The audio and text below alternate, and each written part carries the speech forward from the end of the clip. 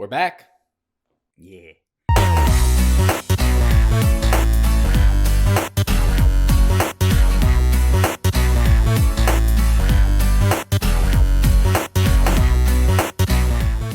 What's up, everybody? Welcome back to Hapticast, episode number 19.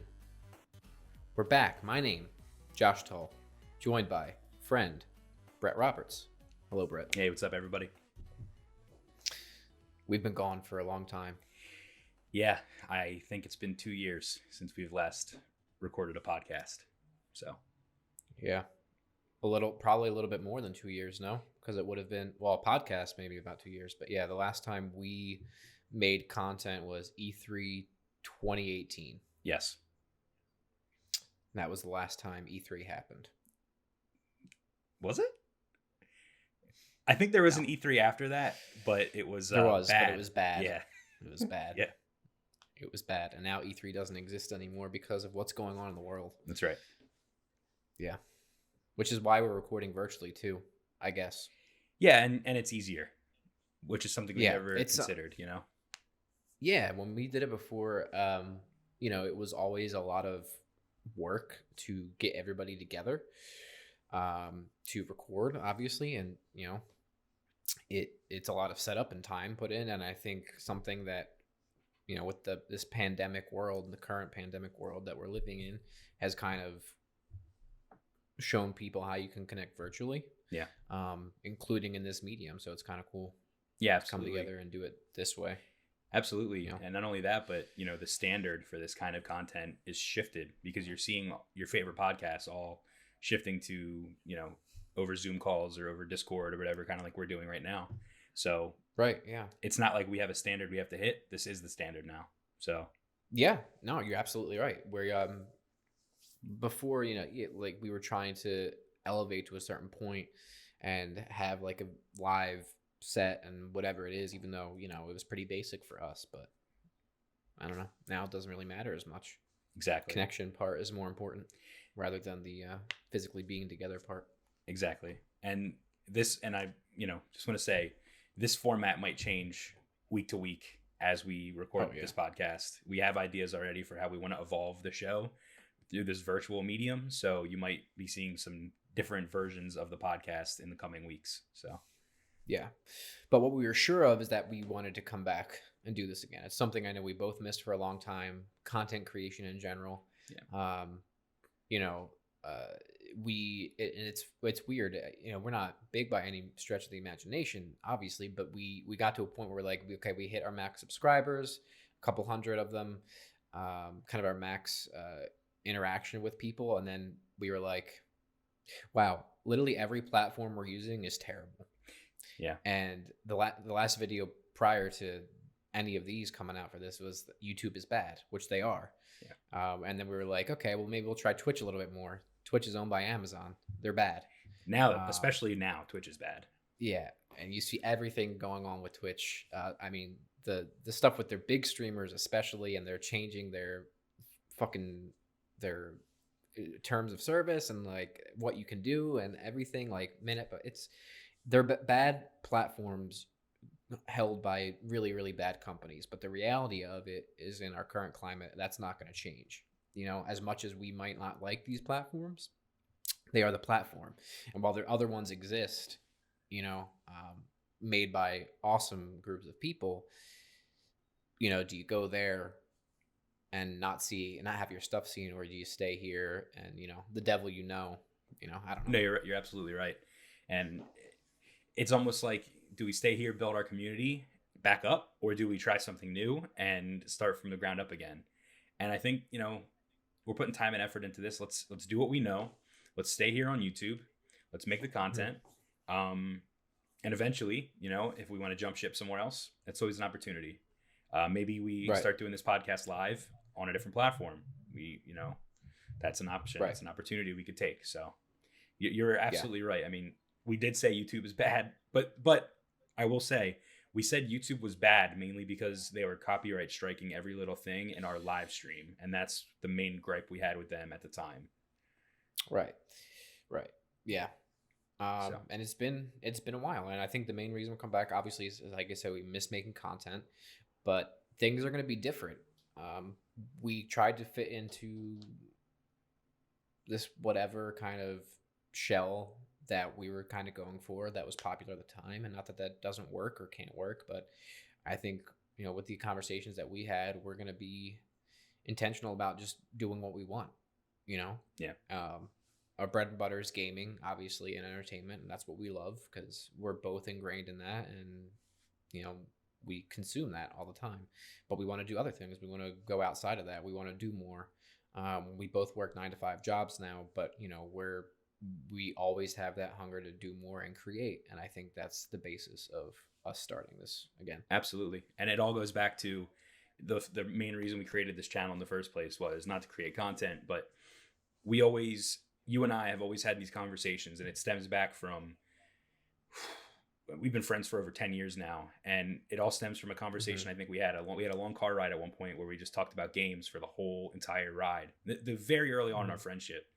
And I Right. think every single time we get together, we talk about games, and we talk about Right. movies, and we talk about anime, and we talk about all the things that we love with each other. Right. And we basically, the idea came to us, and we said, what if we do that, but we let other people hear and let other people Hmm. have input on our conversations? And that's kind of how Hapticast and Haptic Intel started. So, Yeah. and that's still the case. And like you said, it was just games back in the day, but let's talk about everything that we love and that we're interested in. Hmm. Yeah. So, Absolutely. all right, And well, with that being said, what are you playing? What are you watching? What's going on? yeah, I think this is a good point to talk about where we've been, and also what we're watching and what we're Hmm. getting into. Hmm. So, like you said, 9 to 5 job. Yeah. Got a 9 to 5 job now, and that consumes a lot of my life. When I'm not working, I try to play as much games as I can. Play Apex with you almost every night if possible during the week. Yeah. Apex Legends, we're still into that. I've got the new Super Mario 3D All Stars. I've been playing through Super Mario Sunshine and a little bit of Super Mario 64. I think I'm going to beat those or get further in those, and then I'm going to try Galaxy for the first time. I've heard such good things about Super Mario Galaxy, so I'm interested to try that out. In terms of what I've been watching, I just watched a documentary yesterday, actually, about the console wars back in the 90s. I think the documentary might be called Console Wars. And it's just about how Nintendo had this stranglehold on the industry, and then all of a sudden Sega came in and kind of challenged them. But it's more so it's interesting how Sega of America handled the marketing of the Genesis, and that's what's really cool about the documentary. Now, I will say it's an American-made documentary, and some of the takes that they have in the documentary are very not anti-Japan, but basically they blame all of Sega of America's problems on Sega of Japan. And it's such an American thing to do, to just put all your Yeah. it was all Sega of Japan's fault. We would have succeeded if it wasn't for them. Yeah. I don't want to Yeah. give away None of it's our fault. exactly, and I don't want to give the whole thing away because I think you should watch it, and I think our viewers should watch it too. Yeah. I do want to watch it. It's in my list. Yeah, it might be on CBS All Access or something like that. It's on one of those weird streaming services that everybody's creating nowadays. Yeah. But yeah, I mean, obviously it's Halloween season, so some horror movies as well. I know you're really watching a lot of horror, especially from different regions. So yeah, that's all for me. Go ahead. Yeah, no, I am watching a lot of horror movies. I mean, horrors. I think that's safe to say it's both of our favorite genres. Absolutely. I think what you can do in horror, there's a lot, obviously. But since the start of September, I've been consuming a lot of horror movies. I've been trying to watch one almost every day. Doesn't always happen, obviously. But a lot of Italian horror movies, specifically like classic giallo type movies. Think of oh my god, I'm blanking on literally all those directors' names now. Dario Argento, Yes. who did Suspiria, Mario Bava, things like that. A lot of Italian horror movies, a lot of Japanese horror movies. I watched the whole One Missed Call franchise, and Jesus, the first one was really good. and the other two were really, really bad. Yeah. I think the only reason the first movie is could have been really bad. I think the only reason it worked was because of Takeshi Miike, Yep. who also did Audition, which is a nuts movie, which I also just watched recently. But yeah, speaking of, you guys should follow us on Letterboxd. We're both very active there. It's a great social media platform just for that stuff. So all those will be in the description. But yeah. And as far as games, same as you, pretty much. I've been trying to muddy my way through Tony Hawk. I'm really bad at it, but I'm doing my best to do everything. Yeah. I'm almost done Pro Skater 2, but I still have a lot that I need to go back and do. Nice. And then just prepping for the next gen. Yep. Consoles. So, all right, that's it. That's all I got. Cool. And speaking of next gen consoles, one of the things, so we're huge Spider-Man fans. Yeah. And specifically, the PlayStation 4 Spider-Man, the Insomniac one. Yes. Which, if people know, we lost our mind when they announced that, and it was Insomniac during E3. Yeah. Whatever. It's nuts. And specifically, there's a remastered coming for PlayStation 5. That's right? Correct. And as well as the Miles Morales Spider-Man, which we're super excited for. So there's something going on with the Spider-Man stuff that has been absolutely abysmal. And I don't know what you want to talk about first. If you want to talk about their whole terrible process with porting it and who gets what and everything like that, or if you want to talk about the stuff around the recasting first. I don't know. What do you want? Yeah, well, first let's talk about how you actually can get Spider-Man remastered. They released this paragraph on the PlayStation blog. I believe it was Insomniac, and it was just explaining all of the different ways you can go about getting, or you can't get, Marvel Spider-Man remastered, because technically I think you have to buy the special edition version of Spider-Man Miles Morales for PlayStation 5. Right. It's just, there's no easy way for you to essentially get this game. You might have to rebuy it. I think it might be a standalone purchase, but then it's $70. Yeah. So there's no cheap way to buy this not old, but relatively old game. Right. But just to clarify, so the non-remastered version is going to be a part of that PS Plus collection or whatever the fuck it is? Absolutely, yeah. So you're going to be able to play Marvel Spider-Man on your PlayStation 5. It's backwards compatible. You're going to be able to put your disc in as well. Right, but it's not the remastered version of it. No. That you're just going to be playing the PS4 version on the PS5. So yeah, I mean, does it look cool? Yeah, I mean, the graphics look insane. The things they did with the reflections. Did you see on the building? Yeah. I actually Digital Foundry did a full breakdown of the ray tracing tech and everything with that, and it's pretty impressive. Yeah, what they were able to accomplish. It was an already good-looking game, and they just made it look even better. Mm-hmm. So yeah, to start this topic off, essentially, it's just really hard to get the remastered version of the game for people that already own it. And then it's also they said the trophies aren't going to transfer. It's a completely separate trophy list, and save data won't transfer either. Yeah, that's all a mess to me. I think, and I get this is a full.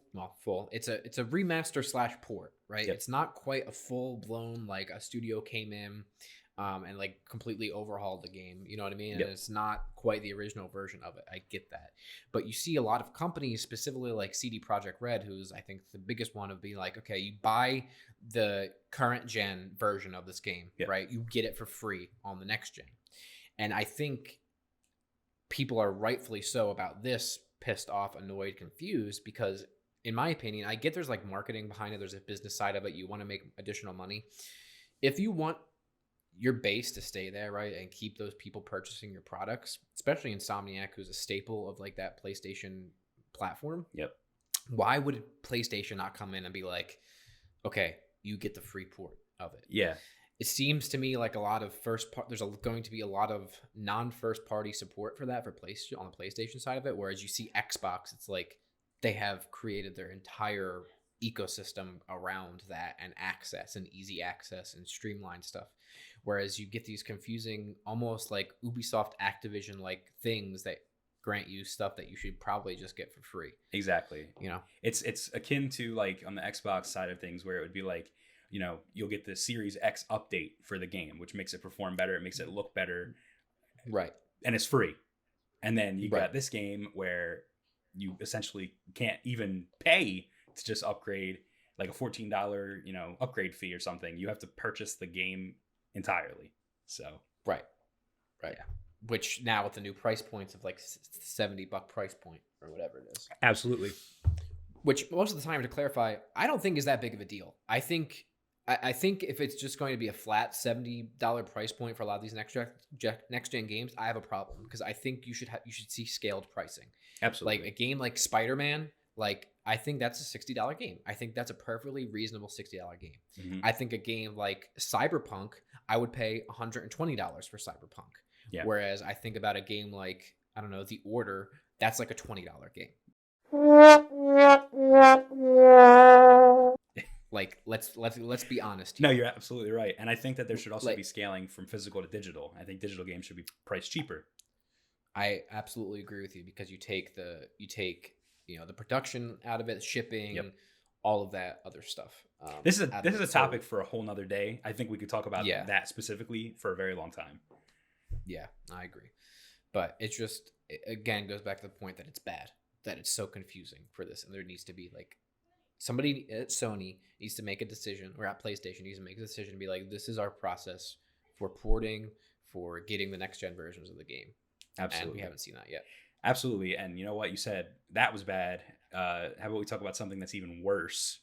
Yeah. The next part of this story. Yeah. So for those that don't know, Peter Parker for the Spider-Man game, for the remaster of it on PlayStation 5, has been recasted. So I forget the actors' names. I know the voice actor is Yuri Lowenthal, right? Yeah.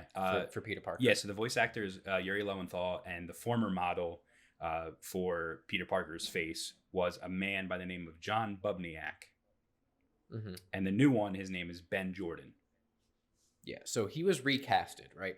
So the studio and the director's thought process behind it was that they wanted a better facial match, performance match to Yuri's voice. Yep. So they completely recasted and changed the model of Peter Parker for PlayStation 5 remaster. And now people are upset because, they're like, oh, I want this original guy. I came to love him. Yeah. Whatever it is. That's why would you go and change all this? I think the studio did a fine job of explaining it. I don't have an issue with it, really. I get, especially with new technology, the facial capture, trying to make it look like the animation look appropriate and not weird or off. Mm-hmm. I get that, right? I understand that. But now you have people that are completely attacking the studio and the Yep. director. And yeah, go ahead. Yeah, I was just gonna say, this is the first time we've really seen this with a big AAA game, where they take a character model of the main character of the game and completely change it. You might see it with a remaster of a PS3 game to a PS4 game where they update the face model. This gen, PS4, Xbox One, you don't really see that. You don't see the main character's face change. But like you said, I think that Insomniac did a great job of explaining the whole thing. Yuri Lowenthal is a phenomenal voice actor. He's voiced some of our favorite characters of all time. He's even, I think, voiced Spider-Man in other things. I don't think he's only voiced him for the game. That could be wrong there, but I'm pretty sure he has. So when you see their explanation, like you said, the face movement wasn't right with John Bubniak's face, and they found someone that looked a little more like Yuri or had the same jaw structure as Yuri, in order to make it look right, make it look natural. And is it weird? Kinda, because imagine this was a movie franchise and they just recast the character. It's like Michael Keaton's Batman, just getting recast by George Clooney.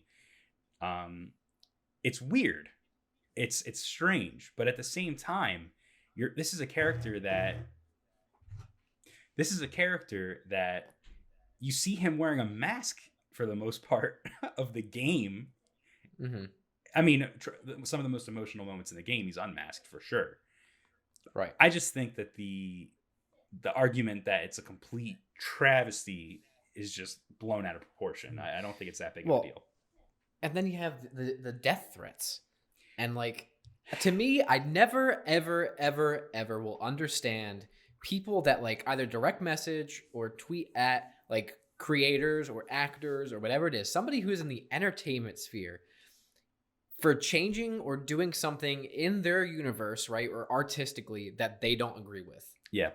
And then you send them death threats. First of all, why don't you crawl out of your basement, okay, and take a look around you? It's not the end of the world. Nothing in the entertainment sphere, movies, video games, or whatever, that creatively happens, right, is ever worth sending a death threat to somebody. You look at like The Last of Us Part 2, and oh my God, the freaking controversy around that, and like these people that poured their heart into it, and then you send them death threats. Same thing with this. Like, really, that is your response. Yeah. Is that you're so mad, right? And you're entitled to your own opinion, but you're so mad that you're going to send somebody a death threat and say, you deserve to die, or I'm going to kill you, or whatever it is, because I don't like you doing this thing in your piece of art. Yes. Get a fucking grip. And I got to point out, because someone's going to go back and find clips of us saying, go kill yourself. Like, that's completely different than actually messaging the person and saying, I'm going to kill you and your family. I'm going to slit your throat. Like, crazy shit like that. Right. Completely baseless versus, you know, you're actually messaging the person saying you're going to do these things to them. Right. Mm-hmm. I don't get it. I will never get it. I will never understand it. The only thing that I can think of with these kind of things is it's a person that does not see the internet as real. And you kind of see that a lot with people like that, where they think they can make comments and they can say whatever they want on the internet, and then they don't see it as like you're actually talking to somebody. There's someone on the other end. You know what I mean? Right. So that's the only explanation I have, is it's just someone that doesn't quite understand the internet and the realness of it. So yeah, no, I agree with you. Yeah. Yeah, I don't know. Well, anything else with that? Yeah, I did want to point out something else. The former model, John Bubniak, as we've said before, on Twitter, he expressed his sadness for being recast. He tweeted out with emojis, Spider-Man forever, essentially is what he said. And then he followed that tweet up with, you will all forever be in my heart. So clearly this character meant a lot to John. But it's, absolutely. But it's worth also, and I don't want to discredit what he's done for the character, but all he did was provide the likeness for the character. It's not like he actually did any acting or, mocap for the character. So while it was probably awesome that, they based it off of his likeness, I don't really think it's that big of a deal again. I feel bad for him. And at the end of the day, I mean, it's not his intellectual property. It's not his piece of art. Absolutely. Absolutely. That's the director and the studios. So yeah, it's their decision. Well, and I think again, their explanation is totally valid. Yeah. And to top it all off, this kind of is like the bow on top of the present here. Ben Jordan, the new face model for Peter Parker, he made an announcement post on his Instagram where it was, a picture of Peter Parker or whatever and him. And he was basically saying, I am the new Spider-Man. And the top comment on his announcement post with 573 likes says, sorry, but you're definitely not my PS4 Spider-Man. And first of all, you're right. He's not your PS4 Spider-Man. He's your PS5 Spider-Man. So there's that. Yeah. But it's sad that he doesn't even get to enjoy this moment as the new Spider-Man. So I feel bad for both John and Ben. They both kind of got cucked in this situation. So, and Brian, I don't know how to say his last name. Brian Itahar, the director. Intihar, yeah. Yeah, I feel bad for him for the death threats as well, obviously. Completely baseless. But yeah, that's Spider-Man for you. Yeah. But speaking of PS5 and next gen, we're approaching it very rapidly. Yeah, and we have I was gonna say, Okay. we both have our next gen consoles pre-ordered. Yeah, somehow, by the grace of the gaming gods, we both were able to secure pre-orders, which, by the way, What a what a mess! fucking mess. What a What a mess! fucking absolute mess. A travesty for both Xbox and PlayStation. What a disgusting, what there is technology that exists that could have mitigated literally all of those issues. We have technology. And With pre-order. and you know what? You experienced with the PlayStation, the queue system that they had, which actually worked. Yeah. Right? That was the Yeah. only thing that Yeah. worked. I mean, so for those of you that don't know, PlayStation sent out message or emails to people. You had to sign up, and then they sent out emails to certain people based off of what they said your activity on PlayStation or whatever the fuck it was, a link to your PSN ID, to basically get a link to go to a pre-order, right, and wait in line like a virtual line. Yep. So PlayStation had their last showcase or whatever it is. They announced what the price, right? Yeah. And the release date, but they didn't announce a pre-order release date. That's right. And then it was a fucking mess online forever. And then some vendors put up their links like immediately. People couldn't get in. Websites were crashing. People weren't getting pre-orders because they're whatever it is. Let me in. Let me in. So on the PlayStation side of it, at least if you got that link and you got in, right, you could wait in a digital line. You had to wait a while, but it was really smooth once you got in, like it was fine. Yep. But they didn't send any guidelines to vendors or anything like that. Whereas on the Xbox side, they sent guidelines to vendors, right? Like with a specific day and time. They were very clear about it. But then when you did that, vendors' infrastructures and Xbox's infrastructure, their own website, the Microsoft Store, couldn't handle it, and everything was crashing and a fucking mess. How do we live in 2020 and you cannot handle a pre-order system? Or you give GameStops like 8 at 1Xs and 2 Series S's. Yeah. What? Yeah. It's a mess. And you know what? Even GameStop, they implemented a queue system to get on the website to reduce server load. The website still didn't work, even with that queue system to get into the site. And I got to say, listen, obviously we're PlayStation fanboys more so than we are Xbox fanboys. But the Xbox is the most powerful console. I'm getting one. You're getting one. We respect the Xbox. Yeah, we've both had this last generation, both of them. Exactly. And the Switch. Exactly. Yeah. So when I say And this, PCs. I don't want to sound like a fanboy, but Xbox, Microsoft, you literally watched what happened to PlayStation, and you couldn't do any better. What are you doing, dude? Yeah. Even though they were memeing on social media and stuff like that. Hey, if you're gonna walk the walk, you better be able to talk the talk. And guess what? Your pre-order fucking system sucked. It sucked. Both of them did. There's no excuse. There's just no excuse across the board. But those few people, that percentage of people that got the PlayStation thing, at least it was smooth. Yeah. And it should have been like that from the get-go. There's just no excuse. And I get with coronavirus and the state of the world, production is lower than what they anticipated, but it's still higher. The units they have available is still higher than the last generation. Yep. And there's no way, unless you have the most boneheaded set of administrators or higher ups, that you could not have known and prepared for how many people were trying to get their hands on it. Yep. More people are gaming now than they ever have before. The pandemic only exacerbated that. Yep. The need for software and hardware is off the charts. There's no way that you thought it wasn't going to be a hot item. There's just no way. Yeah. So you're stupid and you're bad for not creating an infrastructure to support that. That's right. And specifically with the PS5 now, and I'll let you touch on this because I don't know much about it, but apparently, well, first of all, just as a little aside, they're changing in Japan the cross to the circle button or the whatever. Yes. With this generation, right? Yeah. So essentially what that is all about is ever since the PlayStation 1 in Japan, to confirm when you're playing a video game, essentially, when you wanted to confirm something in the game, you would push circle in Japan. Right. Where in North America and other regions that aren't Japan, you would push X. It's ingrained in all of us. When you want to confirm something in a PlayStation game, you push X. In Japan, right. it was, or X or cross. I'm sorry. cross button. In Japan, it was Yeah. always circle, because circle was like okay, and the X was like no, back. X was the back button. Yeah. In America, Yeah. we switched that. The buttons Yeah. don't have a meaning in America, so.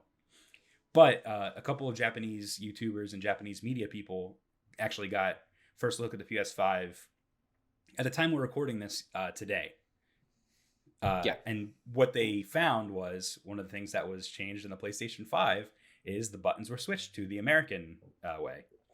Right. So, because people have like the hardware now, like the functioning hardware now in Japan, right? yep, yeah, a couple of the YouTubers were able to try the hardware. They were allowed to show pretty Yeah. much everything except for the dashboard, the OS, anything like that. They were allowed to show gameplay and all that, but not the OS.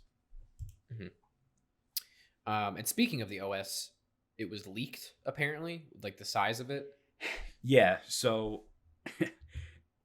essentially, this could be completely factual or false. It could be fake. It's not factual information as of right now. There's some Russian screenshots of the PlayStation 5 dashboard. And one of the things that they managed to take a picture of with their phone, obviously it's a blurry screen because it's always a fucking blurry screen when you're doing these kind of leaks. Right. Even though there's a screenshot button on the goddamn controller. I digress. It showed that the storage for the PlayStation 5 only had 664 gigabytes available for games. Right. As we know, the 1 terabyte hard drive is what it comes SSD is what it comes with, which is 1,000 gigabytes. So essentially 340 gigabytes are being used by the OS. Right. So typically, Xbox is similar. The OS will take up about 100 or so gigabytes, right? Yep. So you'll have 850-ish like left Yep. after the OS. If this is true, that is a bad thing. First of all, 1 terabyte SSD. I know SSDs are more expensive, and you like almost need them now for this infrastructure and running games quicker and the quick resume stuff and whatever the fuck. I don't care. 1 terabyte is not enough. I agree. For modern gaming, it's not enough. Something's got to give. Either more storage, more SSD storage, right? Or you need to make your games smaller. You need to figure out something to make them smaller, because something's got to give. Because guess what? If I have 664 gigabytes of space on my PS5, I'm going to go through that in like fucking 4 or 5 games. Yeah. And you think about the updates and like the other apps that I'm going to want on my PS5 and all this other stuff and like themes, and that's just not enough. It's just not enough. And I want to be clear too. There's a couple of things we don't know about with this leak, quote unquote leak. We don't know if they have the Astro Playroom game installed on the console or not. It comes with every. I think that's confirmed. It did have it on there. I think that's confirmed. I think the Playroom comes installed on the console, but I understand what you're saying. Yeah. You don't know if this leak included that. Exactly, and I don't think that's going to be 100 gigabytes. No, it's probably like a 10 to 20 gigabyte game, maybe. Well, I don't know because it's next gen. I don't fucking know what the hell it's going to be, but yeah, I don't think that matters. And then you compare to like I don't know, one of the biggest controversies with like video games right now and size is Modern Warfare. Yep. Right, the current Call of Duty game, where it is just a massive file size. It is just massive and absolutely ridiculous. Well, I mean, we have right here Modern Warfare 2019 no longer fits on a 250 gigabyte hard drive. That is absurd. One game Absolutely absurd. has that. Now they have it so you can uninstall like map packs and things like that. You can uninstall what's it called? You can uninstall like the co-op version of it, but you can't uninstall like I don't think you can uninstall the multiplayer and single player, so you just have one. And then you have Warzone, which is roped into it, even though it's its own app. It's a fucking mess. It is a mess. It's a fucking mess. It's a mess. Something again has to change for next gen. Something's got to give, because I don't want to spend, which we're probably going to anyway, have to spend hundreds and hundreds of dollars on additional SSD storage for these consoles, because if you use a hard drive, it's going to run like shit. Yeah. And then what's the point? I don't of even know using if the you hardware? can use a regular hard drive. I think you have to use. You might not. Yeah, you might not be able to. I don't think it can. It won't support it. And even if you do, like on PC, for example, you run something from a hard drive, it takes a lot longer to load. Your load times could be doubled in some instances and things like that. It's not going to run as smoothly. Yeah. Anyway. Well, that we didn't plan this for a topic or anything, but it kind of goes to the thing we were talking about in person the other day with Destiny 2 and how they're planning to delete content. I think Warframe does it as well. They're deleting content from their base game in order to make room for, updates and DLC that they're planning to put out in the future. And yeah, I mean, like, is that a solution? Yeah. Is it the solution that works? Like, ideally? No, because I feel like, and even in the instance of Destiny specifically, I understand they new players after a certain point, they'll get like up to a certain level cap or light level or whatever it is. But then you're missing on the ability to go out and go back and experience some of those stories, right? Yeah. Some of that content. And even though the drops for them might not be as good, you're missing the story elements. exactly. Right? And that's going to fracture your player base and create an even higher barrier of entry into your game than there would have been before, because you're alienating those people that didn't buy in immediately. No, absolutely. And I think if I'm remembering correctly, Warframe actually did some crazy feats of technology, and they essentially retextured the entire game. They went like through all their textures, and they found like some kind of a new way they could render the textures without taking up as much space. And it looked almost better than the original game when they did that. And it saved so much space. So maybe something like that could be the solution as well. I don't know. Yeah, I think companies, software, hardware companies for games need to start really trying to innovate with space and storage. Yeah. Rendering, I know there's like a big push to have assets render via cloud-based and not in-engine and hardware. I don't know if that's the solution or not, but something's got to give. Somebody's got to figure out something, and I know it will eventually, but the space versus storage issue, or the size of games versus storage issue, has been an issue this generation, and it looks like it's going to continue into the next one. Absolutely. Hey, and speaking of cloud-based shit, yes, Xbox absolutely crushing it lately. They just released the official Android version of the Game Pass app, which lets you stream your Xbox games right to your Android device wirelessly through the internet. As long as you have a good connection, you could play Xbox One quality games on your phone. Yeah. And specifically with that, so we both tried it briefly in the beta version. You had a great experience with it, right? Yeah, it was, there's going to be input lag, but it didn't have any hiccups or anything. Yeah. Mine, and because my internet connection is not probably as stable as yours, I definitely had some issues with it. But I think the technology for that is so close. I think it's so close to being perfect. Yeah. And the ecosystem that Microsoft has with it, connected to Game Pass, right? Soon going to be EA Play. All of these things, they are creating this ecosystem for themselves that, yes, they have their hardware, but to me, the selling point of it, whether it's Xbox, PC, having a phone that can have the Game Pass app on it, is the ecosystem they're creating, in that all of their first-party stuff is free, right? You get third-party stuff on there. You get first-party games the day they launch, and you don't have to pay for them. And you have this subscription that gives you access to hundreds of games, and now it's going to be EA Play, or EA All Access, or whatever the hell it is. I mean, that is insane. Plus, Xbox Live, right? Yep. And then you get the gold games or whatever the fuck it is. I mean, there's a lot of incentive there for $15 a month. Absolutely. That's ridiculous. And you can literally play anywhere and play your save anywhere. Yep. I can play Halo on my phone, right? And then I can go to my computer and pick up the same save, and then maybe I want to go sit on my couch in my living room so I can stop playing my computer and then go continue playing the exact same save.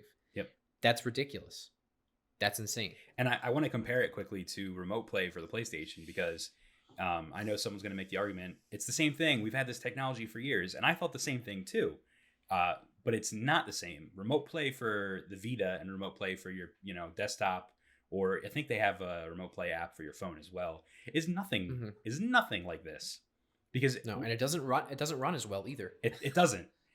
But what that would do is it would basically turn your PlayStation on, and you would just mirror your PlayStation screen to your device. It seems like with this, your Xbox is just doing its thing. You're playing the game through the cloud with your save. Right. Right. Your processing power is not on. You're not streaming from a device. Yes. You're streaming from a service. Exactly. But that service communicates with all of your devices and also has your save. Yep. For everything. Yep. And I've used the whatever is for the PlayStation. What is it? What was it called? Play. SharePlay? Remote play. And it's not.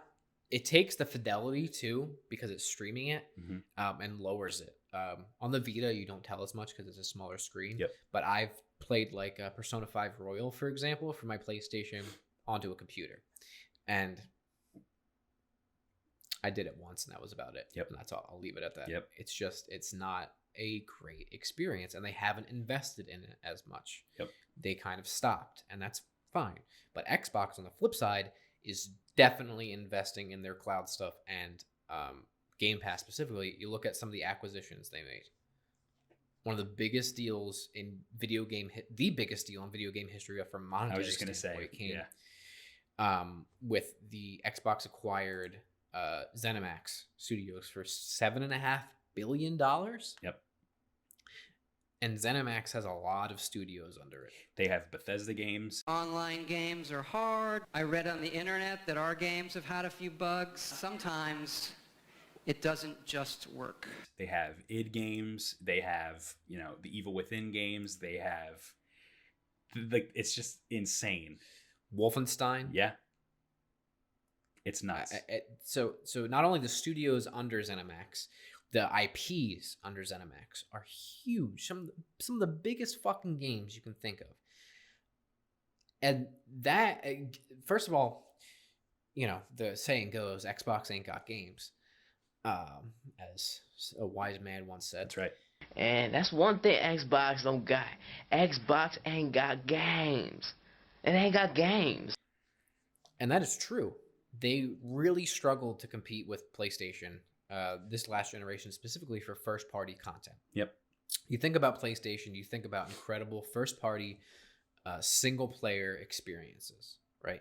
And you think about Xbox, and you think about infrastructure and like software. That's right. As far as like their Game Pass stuff goes. Xbox came out a couple years ago. I don't remember if it was at E3 or whatever, when they went through like the Ninja Theory acquisition and like all those studios that they're kind of bringing into their ecosystem, into Xbox game studios or whatever, which is great. But obviously it's going to take a while for all those studios to develop their games. But now you bring in ZeniMax, which has all those studios under it. Besides from the library they already have, those studios are working on huge fucking games. Yep. Bethesda specifically. Starfield. Elder Scrolls. So, they are really investing in the future of that platform.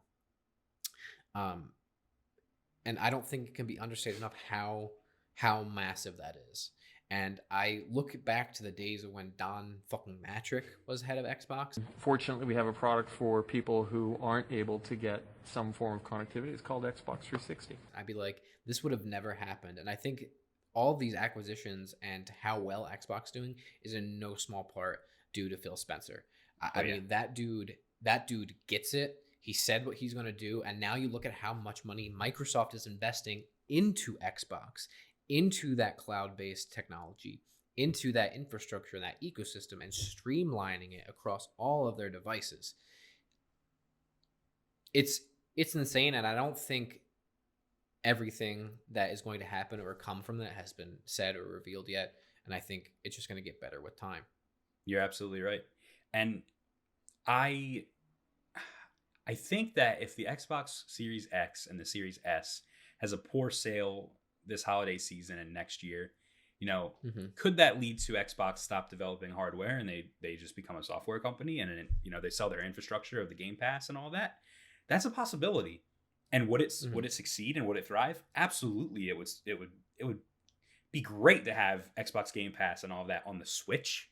It would be great to have that on the PlayStation. I don't know if, at that point they won't be hardware competitors, but the Switch they'd probably have Game Pass on there if that was the case.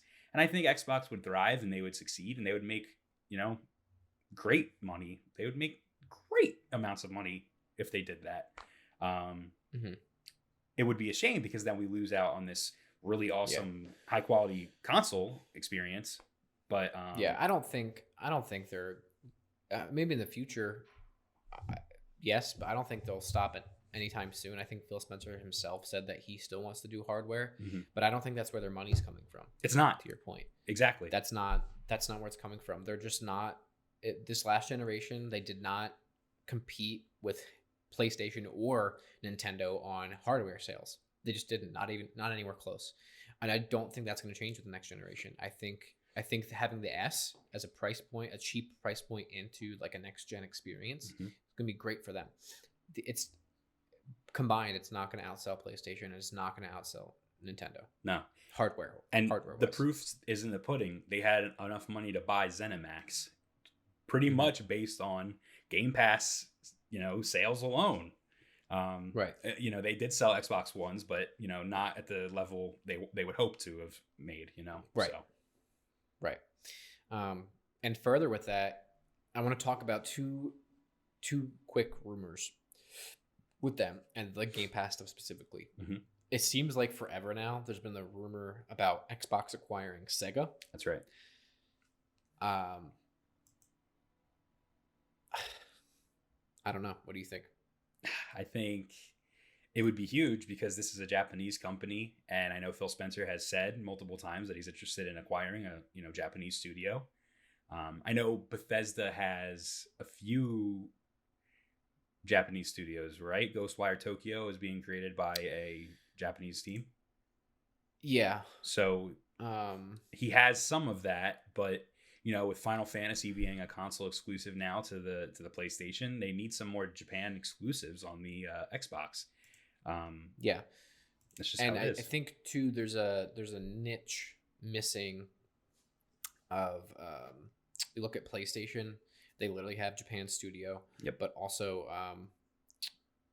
they have almost like not exclusivity rights, but these partnerships with other Japanese studios. You look at something like Atlas, for example, where they favor that ecosystem more. Yep. And I think that there's a really hardcore group of people that appeals to, Japanese style things that is just completely absent from Xbox's platform. Yep. Related to Sega specifically, though, I mean, people were all over that rumor after all these acquisition stuff came out. And I think Xbox themselves, or maybe it was Phil Spencer or somebody else in the company, I don't know, even said, because TGS just happened, that they wouldn't be making any acquisition announcements at TGS. But they didn't officially say, obviously, that they wouldn't be acquiring Sega or whatever. I think it's still perfectly possible. And I think that would give them kind of twofold things, because Sega has a lot of like family-based entertainment, right? I think about like Sonic, things like that. But they also have some really hardcore Japanese games that I think there is a huge audience for. Yakuza. Yeah. So, I mean, to me, it's a no-brainer. I know it's probably cost them a lot of money, but Sega also hasn't necessarily done the best financially for a really long time. So if they got a sure revenue stream from Xbox, right, they can continue developing all their games, but kind of sure up some of their losses and stuff that they've seen financially. To me, that's a no-brainer. Yeah, and speaking of Yakuza, I think there is some kind of a deal with Yakuza Like a Dragon, which is the new title coming out. I think there is some kind of an exclusivity thing with Xbox. So that kind of leads to the rumors and the Yakuza franchise. I don't know what numbers, like 3 of the Yakuza games just came on Game Pass. So like you're kind of seeing, stuff already make its way on the Game Pass and stuff, just lending itself to the rumors. Yeah. Are they piloting to see how the infrastructure works for them? Yeah. Maybe as part of the deal. Are they seeing how many people play their games on Game Pass? What the interest is? Like you said, perhaps. But you're 100% right with the family games. They have, Sonic the Hedgehog, which is one of the biggest gaming mascots of all time. They just had a major motion picture release for Sonic. So that would be a huge acquisition for Xbox. Sonic would be the next Blinks the Cat. Who knows? Yeah. And I forget what I was going to say. I was so enamored with you speaking to me. Oh, that's how it is. I know the Blinks the Cat reference kind of took your breath away. It's okay. It did. It kind of took me from left field. Yeah. My game Blinks. I don't know. But anyway, continuing off of like more just speculation. I don't want to speculate forever. But now to preface, the head of the studio said that it's not going to happen, that it's not in the works. I don't believe him for a second. There's rumors that Xbox could be acquiring Bungie again. Mm-hmm. Now, Bungie left Xbox Studios a long time ago, partnered with Activision as their publisher. Activision published Destiny 1, Destiny 2 for them and helped them develop it. There's so much crap about how abysmal Activision is. We know how fucking terrible of a company they are. They really are just one of the worst out there. It's like EA and Activision is really close. Mm-hmm. They're really bad. They're terrible, awful companies. Profits, they're bad. I don't like them at all. Yeah. Bungie left Activision. Their agreement was done. I don't think they re-signed or whatever. They left. They're independent now, published. Technically, they're independent studio, independent publisher. Have been updating Destiny and things like that. So now there's rumors that Xbox is in talks to acquire them again. Yeah. I have 2 opinions on this. Okay. One, I think for Bungie, it's probably a smart idea financially.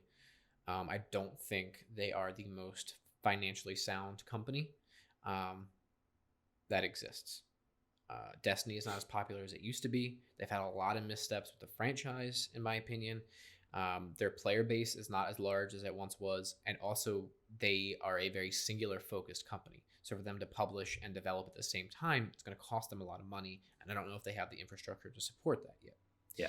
Twofold, if Bungie goes back to Microsoft, or Xbox specifically, I think they should be forever labeled cucks, and I think they're absolutely abysmal. And for them to get acquired again and go back and grovel, I think is so sad. I think it's so sad. And then you see what happened with their franchise, their baby franchise that they left with 343. And don't even get me started. 343, literally the worst game developer on the face of the planet. They have just fucked Halo. It's bad. They're a disgusting studio ran by absolute idiots. Anyway. Yeah. Okay. I don't have much to say about this topic that you didn't just say. I was never really a big Halo fan, so, their time with Microsoft before when they were making Halo 1, 2, 3, I honestly couldn't tell you if they made if it was a good game or not. I did enjoy Destiny 1 and I did enjoy Destiny 2. But like you said, the player count is very low, I would imagine. It's abysmal. It's abysmal. The only source of income, because here's the thing, Bungie makes one game every 2 to 3 years. And the thing that keeps them afloat is the microtransactions and the DLC, the expansions. I couldn't tell you when the next DLC comes out or when the last DLC came out. I don't play Destiny anymore, but I would imagine that the microtransaction sales right now are very piss poor, considering that no one is playing the game. At least that's my interpretation of what's happening here. So yeah, they are probably looking for someone. They left Activision because Activision, like you said, is a piece of shit company, and they made them do things in Destiny that they didn't want to do, and including the microtransactions, which are keeping them afloat right now. So yeah, I mean, was Destiny a good fit with Activision? Absolutely not. Was it really weird seeing Destiny on the Blizzard launcher for PC? Absolutely. Um, Hmm. but yeah, I mean, Destiny 2 is free to play now. So Yeah. they tried to get more people in there that way, and did they? Maybe. But yeah, I mean, it's a possibility, man. Yeah. They could go back to Xbox. Um, Mhm. and it would I think be for them, go ahead. I was gonna say it would be pretty nuts if they did, because Destiny's had this exclusivity deal with PlayStation all these years, just like Call of Duty, just like Right. pretty But much everyone. I think that's probably a symptom of Activision, though. Yeah, like I said, Call of Duty, right? So that makes sense. Hmm. But yeah, I mean, it'd be nuts. Yeah. I mean, first of all, I don't know what their financials look like. I'm not a financial expert, but to me, look from the outside looking in, if I think about their revenue streams, to me, I feel like they're probably hurting right now. I don't know. That's just me from the outside looking in. Now I'm with you. A studio that's not hurting though. Oh yeah. Studio that is one of the most profitable studios on the face of the earth, and arguably one of the largest in game development right now. CD Project Red. Well, Cyberpunk. They're certainly not hurting financially, but they might be hurting physically and mentally. Yes, with their this, workers specifically. Yeah, with this story we're about to delve into. Yeah, so CD Project Red, if you've been living under a rock, developed The Witcher 3, one of the biggest games this generation. I love The Witcher 3, played the fuck out of that game. I know you enjoyed it as well. They've been developing Cyberpunk for, Jesus, almost 8 years, 7 years. It's been a right? while. It's been a very long Something time. like that. It's been a long fucking time this game has been in development. This game has almost come out like 33 million times, has been delayed 8 billion times.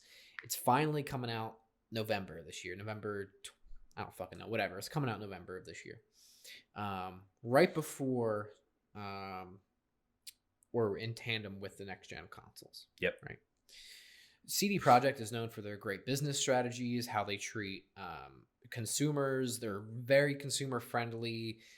For example, all the Witcher 3's DLC was free. There was huge fucking expansions for that game. What you got when you bought that game, like just physically in the box, was absolutely nuts. Yep. Their games are, for the next gen, you buy the current gen version of it, you get the next gen upgrade for free. They've been great with modding communities. They've just really been known to be consumer friendly for their products. Yep. The flip side of that, they've always been under the gun for not treating their workers really well. There was awful stories from mandatory crunch time like work leading up to the release of The Witcher 3. Last year or something like that, in an interview maybe 2 years ago, the head of the studio was in an interview and I think it was with Kotaku, correct, originally? I believe so.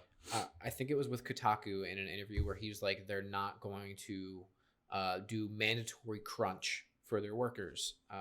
For those of you who don't know, crunches is basically like, okay, you're going to work like 6-7 day weeks and 10-hour, 12-hour days, weekends, whatever, leading up to the launch of a game. Typically to clear bugs, last minute finishing touches, things like that. Well, now, Brett, even though CD Projekt said that, there's a story that came out, I think last week, that now CD Projekt is going to require crunch from their workers, including six day weeks. That's correct. It was actually in an email that the CD Projekt Red studio head Adam Badowski put out. I don't know who he sent the email to. It might have been to his employees and to, just game journalists in general. Yeah. But basically he said he's optimistic about Cyberpunk. They just submitted the game to be certified by PlayStation and Xbox, so the game's done. But it was time to fix the game's bugs and glitches, which with a game of this scale, you're gonna get that. Absolutely. This is gonna be probably a massive amount. Yeah. Yeah, it's gonna be like Fallout level, but not as bad because Bethesda is just really bad with that kind of shit. So he said, starting today, the entire development studio is in overdrive. Your typical amount of work for the week, and then 1 day of the weekend. So essentially, they're working an additional day, Right. and they're going to get paid for it. So it's not True. like they're not being, We'll give them paid. some credit. Yeah. Right. But that's only because it's part of Polish labor laws that they have to get paid for that additional. Right. day. Right. And you would think if those didn't exist, probably like if this happened in the United States, they would be fucking getting paid for it. No, it's like Rockstar. No, they wouldn't get paid at all. Yeah. He is manning up, and he is taking full. He's taking the brunt of the blame. He's taking it all. Like, he's saying, this is my decision, and that's what it is. I think it's a bad look for him to come out a year ago or whatever, 2 years ago, and say, we're not going to do that. And then now he's like, yeah, we're doing it. I take full responsibility. Yeah. But we're doing it. And it's like, that doesn't make it better that you're willing to take the blame, dude. No, and I think it's part of a larger conversation with the climate in game development, and how it's almost an expectation for their developers to do this leading up to launch. And I think it goes into a larger issue of like, hey, don't fucking make release dates. Don't announce your release date so early. I mean, Cyberpunk has been fucking abysmal with that.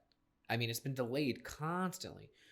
Don't announce release dates. There shouldn't be pressure from publishers, or whether it's Xbox, PlayStation, or other publishers, for their developers to announce release dates.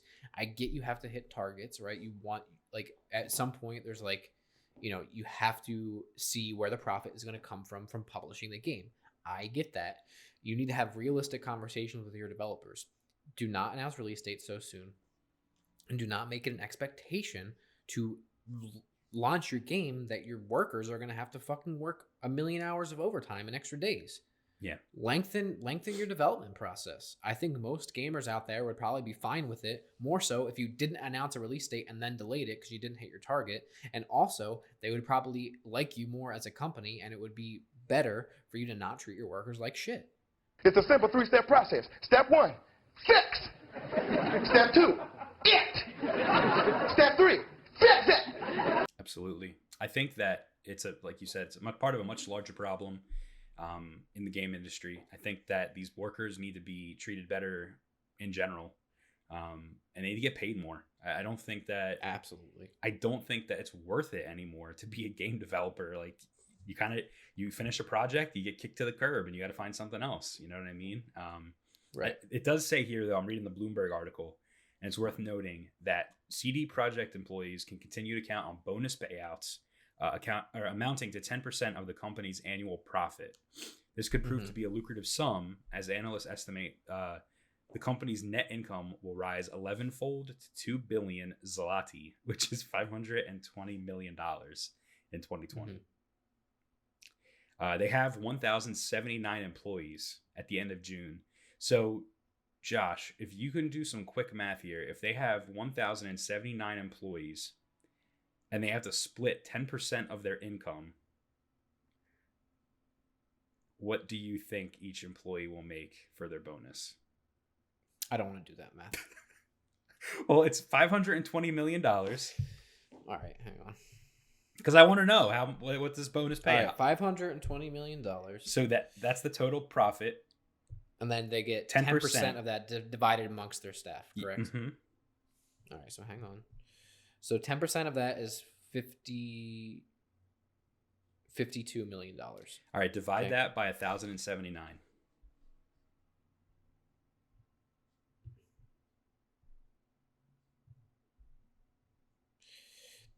It's about a $48,200 bonus. That's a lot of money. Yeah, if that's right, and we did the math correctly. If they hit those targets, if I did the math correct, but I mean, almost a $50,000 bonus as long as they sell, which we know the fucking game is going to sell ridiculous. It's going to be like up there with GTA 5 as one of like the most fucking profitable games of all time, hands down, no doubt about it. Yep. So yeah, that's a lot of money, but still, the crunch is not worth it. No, it's not. And I think it's ridiculous. I mean, we can both compare it to our own jobs. How do we feel when we're asked to work overtime or do extra things when we're not getting paid for it? I don't want to fucking do it. If they They told pay me, me for it. well, if they told me I was going to get that much money at the end of the year, maybe I'd be like, okay. But Right, but it's still not going to help with burnout. Yep. You know what I mean? It's not going to make your end product any better because you make your employees work overtime. yeah, on think it. about the productivity there. They're not going to want to work. They're not going to want to, you know what I mean? They're going to be burnt out. It's just, it doesn't Right. lead to making a good product. Oh, and then they also, something to note is they also have their multiplayer game of this that's also in development right now at the same time. That's projected to come out a couple years after this. Yep. You have people working on that, and then as soon as they're done this project, they're gonna have to shift to that or whatever else they have in the pipeline. You know That's what right. I mean? That's right. It's not like it stops. I wonder if this crunch wouldn't have happened if they hadn't delayed the game so many times. I wonder if they could have just delayed it. But maybe this is a marketing issue. Maybe marketing or whoever comes up with the release date, maybe they fucked up too many times. Now they can't fuck up. They can't delay the game again. They can't. They absolutely cannot. So maybe it all revolves around them being at fault. Who knows? They can't delay it again. If it's going to be bad if they delay it again. Yeah. It's going to be bad for a lot of people if they delay it again. Absolutely. Yeah. Well, good luck to them, and I hope they get that $40,000-$50,000 bonus at the end of the year. Me too. I wish my company The had flip that side policy. of that. Yeah, right? 10% of all profits. Woof. Yeah. The flip side of that, moving into kind of our last topic segment, back in the day, we did a little segment called Indie Intel. That's right. Where we just kind of talked about these little indie games, projects that we were following, that we're excited about, that we think look cool, from either indie studios or solo developers that we just want to touch on. And so I think we're going to keep doing that, at least for now. We have a game today that we want to talk about. It's a little Kickstarter game called Haiku the Robot. And I'll turn it over to you, Brett, because you know a little more about it than I do. Yeah. So like Josh said, we just want to keep shouting out these indie games, and we want to give them the love they deserve. And we want people to know about them, especially if it's a Kickstarter. We want you guys to get your Kickstarter pledges in. That way it contributes to the main goal of the game, and they can get more of those stretch goals reached, right? So like Josh said, we're going to be talking about Haiku the Robot. I found this game. It's actually a Kickstarter project we love, which means it's like a featured project on Kickstarter's website. And it's like a Metroidvania type game that has like this ridiculous amount of charm in the art style. And it's being developed by one guy from Estonia. So he said he basically works a 9-to-5 job just like us. And in his spare time, he creates Haiku the Robot. And this is the first game he's ever made. And Josh, correct me if I'm wrong. I think he said in his Kickstarter video that he's only been coding for like a year. He said he didn't touch a line of code before we started this game. Okay. That's insane. Yeah. So this is like the first game he's ever coded and created. He has no background in coding until he started working on this project. And I'll tell you what, based on the trailer that we watched, you couldn't tell. This game looks phenomenal. It's got a, like we said, it's Metroidvania, but it's got like a Mega Man feel to me with the little enemies that you fight. It's got big boss fights that look pretty sweet. And I think there's even a free demo that you could download right now to try out. So if anyone's watching this, we'll put the link down below. You guys can check out Haiku the Robot. Yeah. What stood out to me too, just from watching the trailer, was actually the sound design of just like all of the sound effects and things like that were happening. I don't know why. They sounded very good and very crisp. Yeah. And I guess I'm more so just curious if he found or royalty free sound stuff that he used, or if he actually foleyed the sounds himself. That's a great question. The game is currently sitting at $31,000 on Kickstarter, and he only asked for $28,000. So he's way above what he asked for. And he's even doing stretch goals. Some of the stretch goals they reached were a Switch port. So the game's going to be on Windows, Mac, iOS, and Switch now, which is awesome. Spanish and Portuguese languages are being added to the game, so it's cool for anyone out there that speaks those languages. A boss rush mode was added. A hardcore mode was added. And if they get about $2,000 more, they're going to be adding an alternate ending to the game. So that's pretty sweet. Mm-hmm. And then at least on the graphic on the Kickstarter page, it looks like there's at least one more stretch goal that is a mystery. Yeah, but I feel like you probably will get to it at some point. Yeah, I mean, this project still has 4 days to go. I don't know. Ooh, now I'm nervous, Josh. I don't know if we're gonna get this video out in 4 days. For people to back this project, but I'm sure you could still contribute after the campaign's over. So please check out their page in the event this campaign is over by the time this video goes live. That mystery stretch goal could be console, like Xbox One or PlayStation 5 or Xbox Series X. Because he does talk about how, he wanted this to be on Steam first so he could test it out, make sure everything worked right. And then he would work on porting it over to the consoles like the Switch. So right. It costs a lot of money actually to port games over to and publish games on Xbox and PlayStation's infrastructure. It's not free. So you got to get like a dev license and all that. A publishing license or something. So he's a one-man team, and this game looks slick. So please check out Haiku the Robot. I know I'm going to be downloading the demo after we're done this podcast. I'm going to be trying it out. Hell yeah. That's right. All right. Well, that's about all I have, Bert. That's it. A little tired, Yeah. Tired, sleepy boy. I'm rubbing my eyes, and I've just been looking at a computer screen for a long time. Yeah, it's one of the negatives of doing the podcast this way, I would assume. But yeah.